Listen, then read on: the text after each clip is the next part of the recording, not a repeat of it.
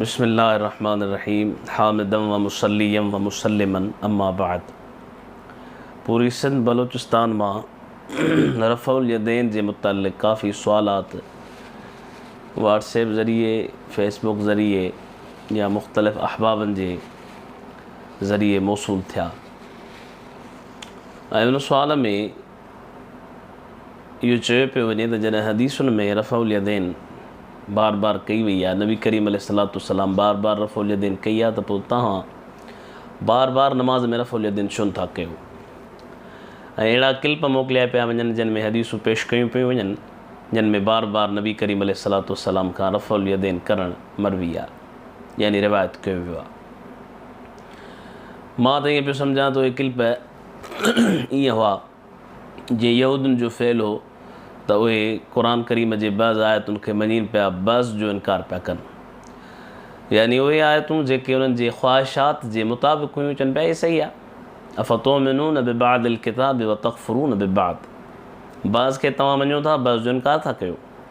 त रफ़उल यदैन बार बार करण वारा उहे ईअं पिया चवनि त बाबा रफ़उल यदैन नबी साईं कई आहे, तव्हां छो था कयो। ऐं उहे रिवायतूं या आसार सहाबा पेश कोन पिया कनि जिन में नबी करीम अलैहिस्सलाम रफ़उल यदैन करण खां मना फ़रमाई आहे, या आसार सहाबा पेश कोन पिया कनि जिन में ख़ुदि सहाबा किराम रिज़वानुल्लाह अलैहिम अजमईन नबी करीम अलैहिस्सलाम खां रफ़उल यदैन न करण जो ज़िक्र कयो आहे। त अॼोके ॾींहं खां वठी करे मां कोशिशि कंदुसि त रफ़उल यदैन जे मुतल्लिक़ तफ़सीलन सिलसिलेवार गुफ़्तगू कई वञे।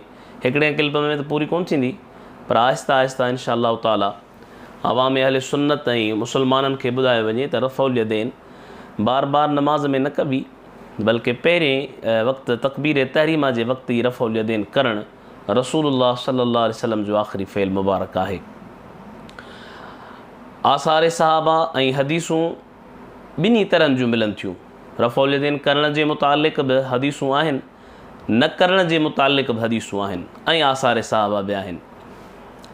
हाणे आहे तारुज़, यानी हिकिड़ियूं हदीसूं पियूं चवनि त रफ़उल यदैन नबी करीम कयो आहे, ॿियूं पियूं चवनि कोन कयो आहे या मना फ़रमाई आहे।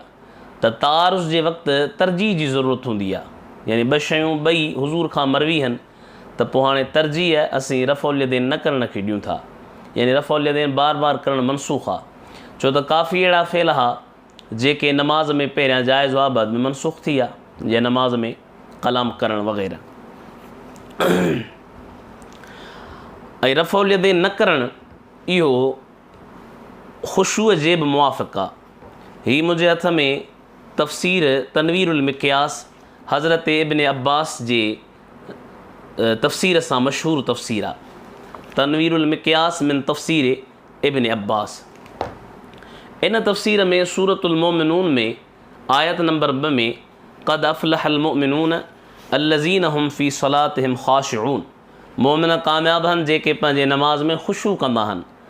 ख़ुशू कंदड़नि जे वस्फ़ुनि में हज़रत इब्न अब्बास खां जेको तफ़सीर मरवी आहे त अल्लज़ीन हुम फ़ी सलातिहिम ख़ाशिऊन मुख़बितून मुतवादिऊन ला यल्तफ़ितून यमीनन वला शिमालन वला यरफ़ऊन ऐदियहुम फ़िस्सलाति, उहे जेके पंहिंजे नमाज़ में ख़ुशू कंदड़ आहिनि, आजिज़ी कंदड़ आहिनि, तवाज़ो कंदड़ आहिनि, सॼे खॿे नथा ॾिसनि, वला यरफ़ऊन ऐदियहुम फ़िस्सलाति, ऐं पंहिंजनि हथनि खे नमाज़ में कोन था खणनि, यानी रफ़उल यदैन न कंदा आहिनि।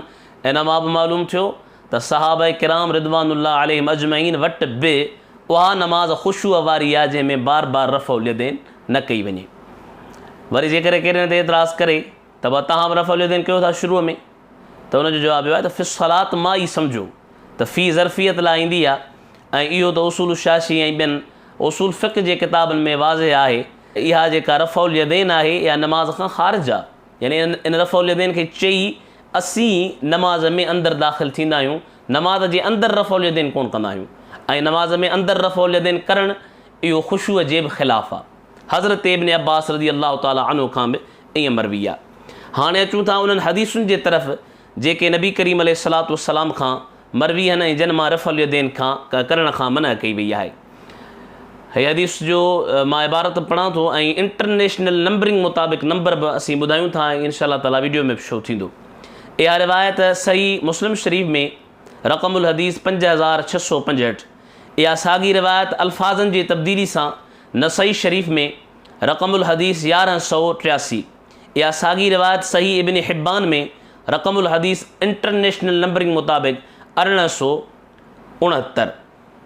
ऐं इन खां अलावा ॿियनि बि हदीसुनि जी, हीअ त मां 3-4 हवाला ॾिना, बल्कि मां सम्झां थो दर्जनूं हवाला इन ई हदीस जे मुतालिक़ अल्फाज़नि जे तब्दीली सां मुख़्तलिफ़ हदीसुनि जे किताबनि में। त हज़रत जाबिर बिन समरा रदी अल्लाह ताला अन्हु फरमाए थो, क़ाल ख़रज अलैना रसूलुल्लाह सल्लल्लाहु अलैहि वसल्लम वक़ाल माली अराकुम राफ़ी ऐदियकुम कअन्नहा अज़नाबु ख़ैलिन शुमसिन उस्कुनू फ़िस्सलात। पाण करीम अलैहिस्सलातु वस्सलाम जो सहाबी हज़रत जाबिर बिन समरा थो चवे, नबी करीम अलैहिस्सलातु वस्सलाम असां वटि आया।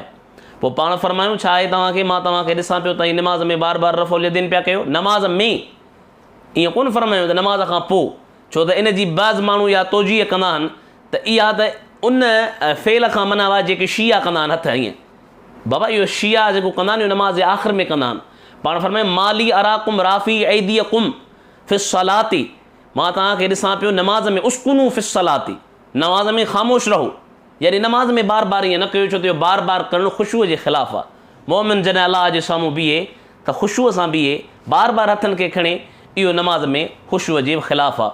नबी करीम अलैहिस्सलातु वस्सलाम जी इन हदीस मां मालूम थियो त हुज़ूर अलैहिस्सलातु वस्सलाम बार बार रफ़ुल यदैन करण खे नमाज़ जे ख़ुशू जे ख़िलाफ़ु सम्झनि पिया। इहा हदीस जी रक़म हदीस मुस्लिम शरीफ़ में, सही इब्न हिब्बान में, नसई शरीफ़ में ऐं ॿियनि हदीसुनि जे किताबनि में बि आहे। अॼोके क्लिप में इहो बहस हो। इंशाअल्लाह ताला बाक़ी क्लिपनि में उहे हदीसूं पेश कयूं वेंदियूं जिन में रफ़ुल यदैन नबी करीम अलैहिस्सलातु वस्सलाम खां न करणु साबित आहे ऐं उन्हनि जी इंटरनेशनल नंबरिंग बि आवाम जे साम्हूं पेश कई वेंदी।